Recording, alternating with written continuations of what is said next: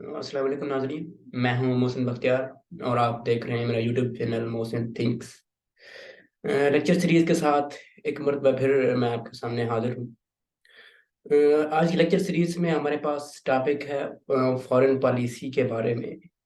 आज हम ये जानने की कोशिश करेंगे कि what is foreign policy. So here let we go. पहले हम देखेंगे कि हमने कोर्स आउटलाइन के हमने क्या क्या इसमें आज के टॉपिक में देखना है।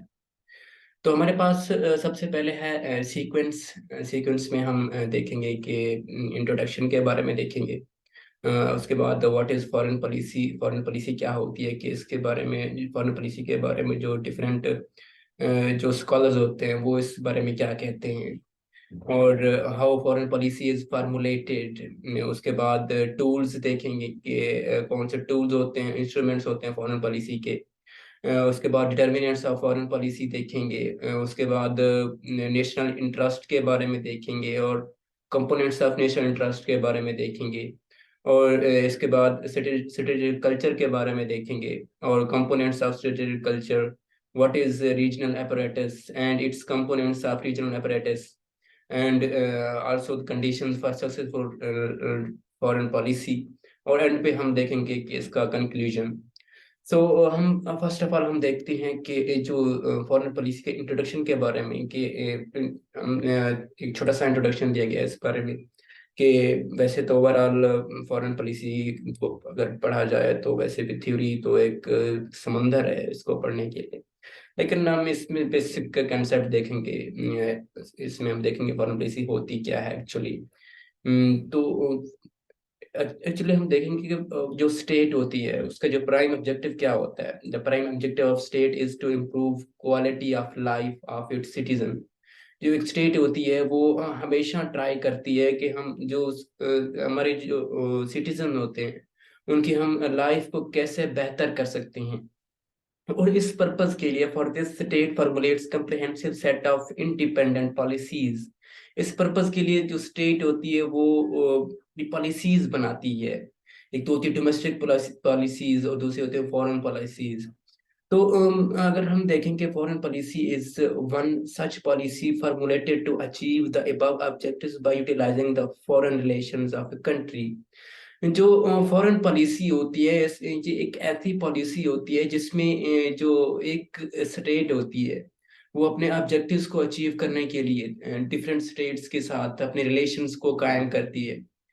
तो इसमें मल्टीपल कांस्टेंट्स होते हैं, वेरिएबल्स होते हैं जो डिटरमाइन करते हैं फॉरेन पॉलिसी, एक कंट्री की फॉरेन पॉलिसी को।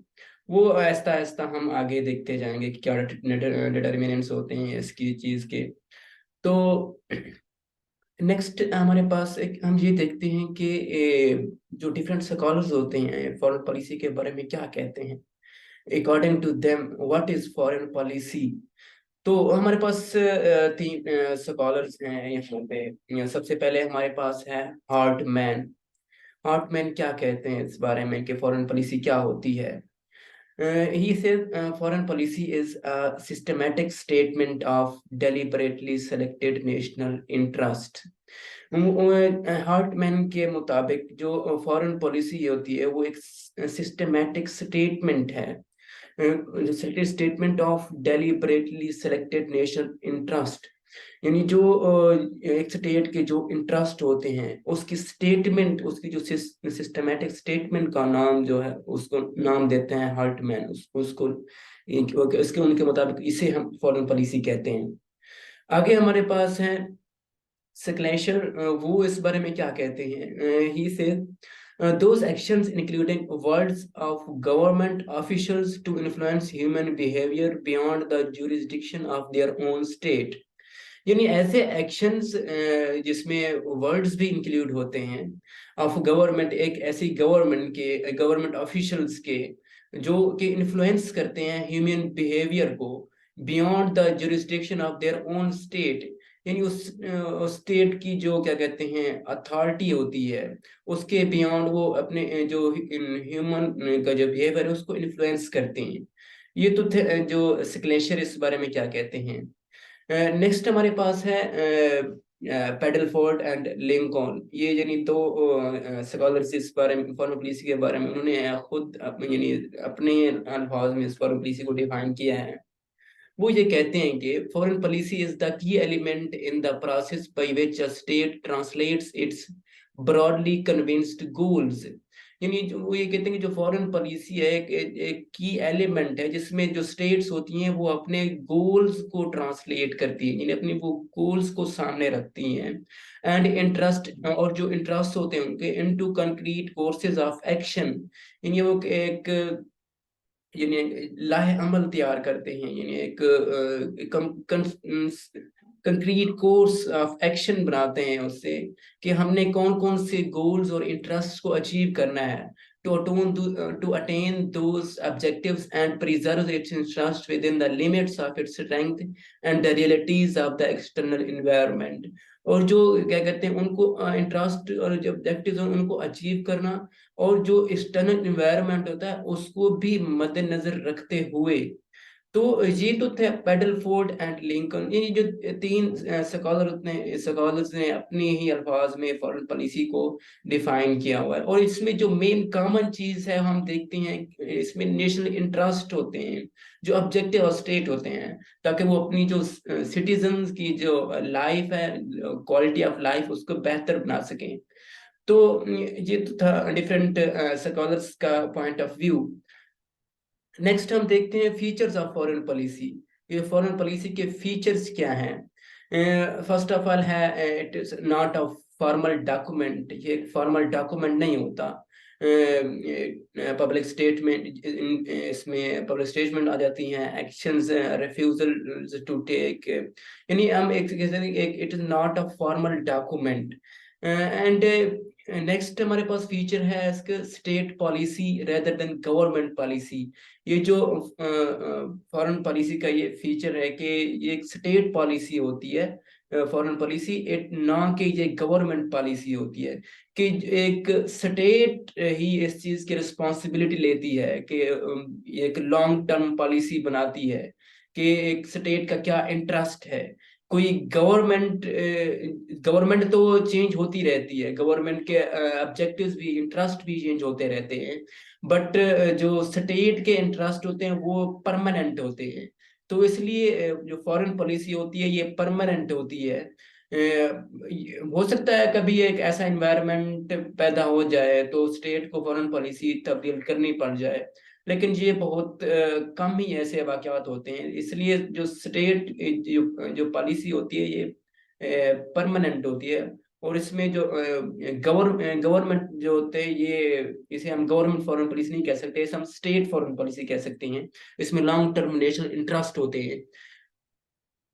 नेक्स्ट है हमारे पास observe hours of domestic policy, यानी ये डोमेस्टिक पॉलिसी की बिल्कुल अपोजिट होती है। यानी इसमें सेम ऑब्जेक्टिव्स तो होते हैं, same objectives but different field, यानी इसमें ऑब्जेक्टिव्स तो सेम होते हैं लेकिन जो फील्ड होती है वो डिफरेंट होती है। इसमें जो डोमेस्टिक पॉलिसीज में तो फिर वो एक डोमेस्टिकल इश्यूज को देखा जाता है, डोमेस्टिकल इंटरेस्ट को देखा जाता है, बट इन फॉरेन पॉलिसी जो डिफरेंट स्टेट के साथ इंटरेक्शन और उस चीज के जो नेशनल इंटरेस्ट होते हैं, स्टेट के इंटरेस्ट होते हैं दूसरी स्टेट के साथ, तो उसको देखा जाता है। तो ये डोमेस्टिक पॉलिसी के बिल्कुल अपोजिट होता है।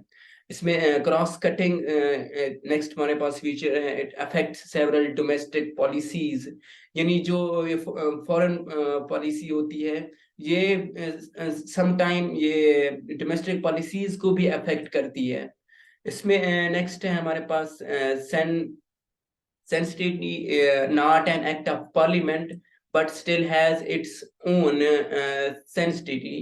यानी इसका एक अलहदा से इसका मकाम होता है, यानी एक एक्ट ऑफ पार्लियामेंट नहीं होता, लेकिन इसकी एक अलहदा से इम्पोर्टेंस होती है फॉरेन पॉलिसी की। नेक्स्ट है डिफरेंट फ्रॉम स्ट्रेटजी। ये जो फॉरेन पॉलिसी होती है जो स्ट्रेटजी से थोड़ा बहुत डिफरेंट होती है। Only broad guidelines strategy by diplomats, इसमें क्या कहते हैं डिप्लोमेट स्ट्रेटजी वगैरह बनाते हैं इसमें, और यानी जो क्या कहते हैं foreign for their national interest. इसमें नेक्स्ट है हमारे पास प्रोएक्टिव वर्सेस रिएक्शनरी मोड्स। इसमें यानी एक प्रोएक्टिव और रिएक्शनरी मोड रखे जाते हैं। इसमें डिपेंड्स ऑन द सिचुएशन। इसमें जो क्या कहते हैं डिफरेंट जब सिचुएशंस क्रिएट होती हैं उसमें फिर देखा जाता है कि जो कौन से मोड अपनाया जाता है स्टेट की जानिब से, प्रोएक्टिव मोड होता है या रिएक्शनरी मोड होता है, ये it's depends on the situation. तो ये तो थे features of foreign policy. Next है हमारे पास how foreign policy is formulated. एक क्या कहते हैं फेज 1 में हम देखते हैं कि फॉरेन पॉलिसी कैसे फॉर्मुलेट होती है। इसमें ये कहता है कि no country issues a formal documented version of its foreign policy. जो कोई भी ऐसा कंट्री जो formal documented version of its जो इसकी जो फॉरेन पॉलिसी का फॉर्मल डॉक्यूमेंटेड वर्जन होता है वो इश्यू नहीं करता, वो उसे पब्लिकली यानी उसको पब्लिश नहीं करता। इट इश्यूज वेरियस स्टेटमेंट्स, ये मुख्तलिफ स्टेटमेंट को इश्यूज करते हैं। carries out different activities and takes or refuses to take decisions on any matter requiring attention। यानी वो एक डिफरेंट स्टेटमेंट्स को तो वो पब्लिश होती हैं उन चीज की जो क्या उनकी फॉरेन पॉलिसी क्या है, बट जो एक कंप्लीटली एक क्या कहते हैं डॉक्यूमेंट जो फॉर्मल डॉक्यूमेंट वो इशू नहीं किया जाता। तो इसमें उसके बाद फिर देखा job of analyst and academia to sift out patterns of relations and behaviour from this and describe it as the foreign policy of country. यानी फिर उसके बाद डिफरेंट जो एनालिस्ट होती हैं वो इस चीज क्या कहते हैं इस पैटर्न को देखते हैं और जो रिलेशंस और बिहेवियर को देखते हैं फ्रॉम स्टेट टू स्टेट और इस चीज को वो डिस्क्राइब करते हैं। तो इसको फिर वो कहते हैं कि एक फॉरेन पॉलिसी ऑफ कंट्री, एक पर्टिकुलर कंट्री की फॉरेन पॉलिसी है। These statements activities and decision result of countless meetings. फिर जो क्या कहते हैं जो एनालिस्ट होते हैं और जो क्या कहते हैं डिफरेंट प्रोफेशनल्स होते हैं वो अपनी जो एक तो स्टेटमेंट देते हैं और उस एक्टिविटीज होती हैं और फिर उसके बाद डिसीजंस लिए जाते हैं। वो जो वो तब लिए जाते हैं जब वो ये सारे रिजल्ट होता है of result of countless meetings. यानी जो वेरियस मीटिंग्स अकर की जाती हैं तो उसके बाद जाके ये क्या कहते हैं and lot of paper work by multiple stakeholders. और जो क्या कहते हैं जो स्टेक होल्डर्स होते हैं जो मुख्तलिफ स्टेक होल्डर्स होते हैं वो एक अच्छा खासा बैकग्राउंड पे वर्क करते हैं। उसके बाद जाके एक फॉरेन पॉलिसी एक नमूदार होती है किसी भी कंट्री की। This provides us clues to formulation of foreign policy process. यानी जो ये होल प्रोसेस होता है इसमें जो स्टेटमेंट होती हैं, एक्टिविटीज होती हैं, डिसीजंस होते हैं और जो ये पेपर जो डिफरेंट स्टेक होल्डर्स का काम होता है। इसके बाद फिर ये हमें एक इशारा देता है कि towards the foreign formulation of foreign policy of a particular country. तो ये तो था एक फर्स्ट फेज के हाउ एक फॉरेन पॉलिसी कैसे फॉर्मुलेट होती है। अगर हम नेक्स्ट फेज पे देखें तो इसमें वो ये कहता है कि any issue requiring action is first examined by the concerned ministry which solicits the opinions of other stakeholders under its control। यानी जब कोई भी एक इशू अपेयर होता है किसी भी कंट्री में तो वो इशू को हैंडल कैसे किया जाता है तो वो फर्स्ट एग्जामाइन किया जाता है जो कंसर्न्ड मिनिस्ट्री होती है यानी फॉरेन मिनिस्ट्री। तो वो जो फॉरेन ऑफिस होता है कंट्री का वो उस चीज को हैंडल करता है और फिर वो डिफरेंट जो स्टेक होल्डर्स होते हैं उनके ओपिनियंस यानी उनको कहता है कि आप हमें ओपिनियंस दें इस बारे में। वो उस चीज का आस्क करता है कि जो डिफरेंट स्टेक होल्डर्स हैं उनसे यानी कहता है कि हमें इस चीज के बारे में ओपिनियंस दें। तो वो फिर अपने ओपिनियंस देते हैं। Ministry recommends its preferred option with cogent reasons to cabinet through foreign office for recording its observations and road. जो मिनिस्ट्री होती है वो रेकमेंड करती है इट्स जो उसके प्रेफर्ड ऑप्शंस होते हैं जो क्या कहते हैं ओपिनियंस दी जाती हैं फिर वो उन ओपिनियंस को देखते हैं। तो उसके बाद क्या कहते हैं वो रीजनेबल जो रीजंस दी जाती हैं टू कैबिनेट कैबिनेट को और उसके बाद जो फॉरेन ऑफिस में जो कैबिनेट बैठती है, तो वो उस चीज को कंसीडर करते हैं, फिर वो उस चीज को यानी ऑब्जर्व करते हैं। उसके बाद जो then elective representatives discuss these options and suggestions of the foreign office in select committee और कैबिनेट मीटिंग। उसके बाद जो जब ये रिकमेंडेशन हो जाती है, तो उसके बाद जो इलेक्टिव रिप्रेजेंटेटिव्स होते हैं, वो इन ऑप्शंस को डिस्कस करते हैं और इन सजेशन को डिस्कस करते हैं फॉरेन ऑफिस में, जो कि और उस कैबिनेट मीटिंग में जो हेल्ड की जाती है इस बारे में। तो once an option is approved, the statement is issued as the response of the state to that issue। इस एक जो होल प्रोसेस के बाद यानी पहले जो ओपिनियंस लिए जाते हैं, उसके बाद फिर वो ऑप्शन जो उन ओपिनियंस को प्रेफर किया जाता है, उसके बाद फिर वो इलेक्टेड रिप्रेजेंटेटिव डिस्कस करते हैं इस बारे में और फिर अपनी सजेशंस वगैरह देते हैं। तो उस होल प्रोसेस के बाद जब एक ऑप्शन जो होता है वो उसको अप्रूव किया जाता है, तो वो जो स्टेटमेंट होती है वो उसको एक स्टेटमेंट कहा जाता है। यानी वो एक स्टेट की तरफ से एक स्टेटमेंट होती है जो इशू की जाती है उस पर्टिकुलर जो भी कंफ्लिक्ट हो या पर्टिकुलर इशू हो उसके ऊपर। तो ये तो था सेकंड फेज के किस तरह से यानी फॉरेन पॉलिसी फॉर्मुलेट की जाती है। तो नेक्स्ट हमारे पास है टूल्स और इंस्ट्रूमेंट्स ऑफ फॉरेन पॉलिसी, कि जो फॉरेन पॉलिसी के डिफरेंट टूल्स होते हैं। तो फर्स्ट ऑफ ऑल हमारे पास मेजर टूल है फॉरेन पॉलिसी का, वो है डिप्लोमेसी। डिप्लोमेसी वैसे तो हम इंटरनेशनल रिलेशंस में सेपरेट डिसिप्लिन भी हम सब डिसिप्लिन पढ़ते हैं इसको, लेकिन जो डिप्लोमेसी एक टूल है फॉरेन पॉलिसी का, in which जो establishing terminating diplomatic relations, bilateral visits, summit meetings, protest notes etc, ये सारी चीजें डिप्लोमेसी में आती हैं। उसके बाद सेकंड टूल हमारे पास है ट्रेड का, यानी एक्सेस और डिनायल टू मार्केट, यानी किसी भी कंट्री को एक पार्टिकुलर मार्केट की तरफ एक्सेस दी जाती है या उसे यानी एक रिफ्यूज किया जाता है, उसको एक्सेस नहीं दी जाती है to their also their forces. MFN status यानी मोस्ट फेवर्ड नेशन स्टेटस दिया जाता है, ताकि इसमें जो इंटरेस्ट को अचीव कर सकें उसमें। इसमें FTA भी आ जाता है, इसमें ट्रेड वॉर भी आ जाती है। तो ये इस ट्रेड के इंस्ट्रूमेंट में सारा फॉरेन पॉलिसी के इंस्ट्रूमेंट आ जाता है।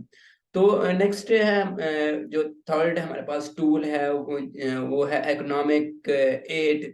यानी इकोनॉमिक एड प्रोवाइड की जाती है डिफरेंट स्टेट्स को, ताकि वो उनके जो इंटरेस्ट हैं, जो गोल्स हैं, उनको अचीव कर सकें। इसमें इकोनॉमिक एड में ग्रांट्स हो जाती हैं, इसमें कंसेशनल लोन्स आ जाते हैं, मल्टीलेटरल असिस्टेंस, या ये सारी चीजें इकोनॉमिक एड में आ जाती हैं। उसके बाद है फोर्थ टूल है मिलिट्री एड। मिलिट्री एड में arms, ammunition, basis, training, joint exercises, ये तमाम चीजें मिलिट्री एड में आ जाती हैं। इस चीज के जरिए से भी क्या कहते हैं फॉरेन पॉलिसी रन की जाती है, डिफरेंट ऑब्जेक्टिव्स होते हैं, वो इंटरेस्ट होते हैं, वो अचीव किए जाते हैं। नेक्स्ट हमारे पास जो टूल है वो है threat of use of force. यानी जो डिफरेंट स्टेट होती हैं वो यूज ऑफ फोर्स का थ्रेट देती हैं कि अगर अब हम ये इंटरेस्ट अगर यानी उनके अचीव नहीं होते पर्टिकुलर स्टेट से, तो वो उस पर्टिकुलर स्टेट को थ्रेट देते हैं फोर्स को यूज करने का। जो power states uses it's when diplomacy fails. यानी जब डिप्लोमेसी फेल हो जाती है, तो फिर पावरफुल स्टेट्स होती हैं उस क्या कहते हैं इस टूल को यूज करती हैं, threat of use of force को। उसके बाद यूज ऑफ फोर्स एक अलग टूल है, इसमें टेररिज्म आ जाता है, लिमिटेड वार आ जाती है, टोटल वार आ जाती है। तो ये डिफरेंट टूल्स हैं, इंस्ट्रूमेंट टूल्स और इंस्ट्रूमेंट ऑफ फॉरेन पॉलिसी हैं, जिसमें diplomacy, trade, economic aid, military aid and threat of use of force and use of force आ जाता है। तो नेक्स्ट हम देखते हैं कि डिप्लोमेसी के बारे में हम अगर देखें तो उसमें सक्सेसफुल केसेस कौन कौन से हैं उसमें, क्योंकि डिप्लोमेसी एक मोस्ट इम्पॉर्टेंट इंस्ट्रूमेंट है फॉरेन पॉलिसी का। तो इसको यानी डीपली स्टडी करना, इसमें हमारे पास सबसे पहले है post world war two reconstruction, यानी इसमें हम बेस्ट एग्जांपल ले सकते हैं मार्शल प्लान की। यानी ये post world war two era में जो मार्शल प्लान पेश किया गया था, तो वो एक डिप्लोमेसी के थ्रू ही वो सक्सेसफुल हो पाया था। तो उसके बाद creation of world institutions, world bank, IMF etcetera. यानी वर्ल्ड वॉर टू के बाद जो डिफरेंट इंस्टीट्यूशंस कायम की गई, वर्ल्ड बैंक कायम किया गया, आईएमएफ कायम किया गया, तो ये भी डिप्लोमेसी के थ्रू यानी सक्सेस हो सकी इस चीज को। तो उसके बाद rise of the non allied and movements, यानी ये भी डिप्लोमेसी की सक्सेस का ही नतीजा है। उसके बाद न्यूक्लियर नॉन प्रोलिफरेशन ट्रीटी, यानी उसके बाद जो एटॉमिक बॉम्ब, न्यूक्लियर बॉम्ब्स के जो उसको रेस्ट्रिक्ट करने के लिए जो पॉलिसीज बनाई गई, वो भी डिप्लोमेसी का ही नतीजा है। उसके बाद यूएसए चाइना अप्रोचमेंट, यानी यूएसए और चाइना के दरमियान जो हालात अच्छे पैदा हुए, वो भी ये क्या कहते हैं डिप्लोमेसी का ही एक नतीजा था। अब तो बहरहाल अच्छे नहीं है, लेकिन जब अच्छे हुआ करते थे वर्ल्ड वॉर या उसके वर्ल्ड वॉर टू के बाद ज्यादा देर तक तो नहीं रह सके। और उसके बाद यूएसएसआर देतांत, यानी यूएसए और यूएसएसआर के दरमियान जो देतांत पीरियड है, वो भी डिप्लोमेसी का ही नतीजा है। उसके बाद creation of the European union, जो यूरोपियन यूनियन कायम किया गया था, तो ये भी एक नतीजा था डिप्लोमेसी का। ये जो डिफरेंट केसेस हैं, ये these are successful cases of diplomacy. Next हम अगर देखें कि जो अनसक्सेसफुल केसेस कौन से थे डिप्लोमेसी के, तो इसमें हमारे पास सबसे पहले है टू वर्ल्ड वॉर्स। यानी जब वर्ल्ड वॉर वन और वर्ल्ड वॉर टू हुई थी, these were classic cases of failures of the global diplomacy to avoid bloodshed. यानी तब डिप्लोमेसी कामयाब नहीं हो सकी थी। तो इन बोथ केसेस में, world war one and world war two में, तो ये एक अनसक्सेसफुल रहा था। इसमें नेक्स्ट हमारे पास ड्रॉपिंग ऑफ एटॉमिक बॉम्ब्स, यानी जो it could have been avoided if diplomacy have been effective in the last days of the war. यानी जब जापान के ऊपर एटॉमिक बॉम्ब गिराए गए थे, तो ये इसे अवॉइड किया जा सकता था, लेकिन क्योंकि लेक ऑफ डिप्लोमेसी, तो इस चीज के जरिए से ये भी एक अनसक्सेसफुल केस में आ जाता है। Iran Iraq war, again the failure of diplomats, यानी जो ईरान इराक वार हुई थी, इसमें भी डिप्लोमेट्स का फेलियर था। यूएस अटैक ऑन अफगानिस्तान, जो यूएस ने अफगानिस्तान पर अटैक किया था, ये भी इस चीज का फेलियर था डिप्लोमेसी का। American attack on Iraq, Syrian crisis, ये सारे जो केसेस हैं, ये भी अनसक्सेसफुल केसेस ऑफ डिप्लोमेसी हैं।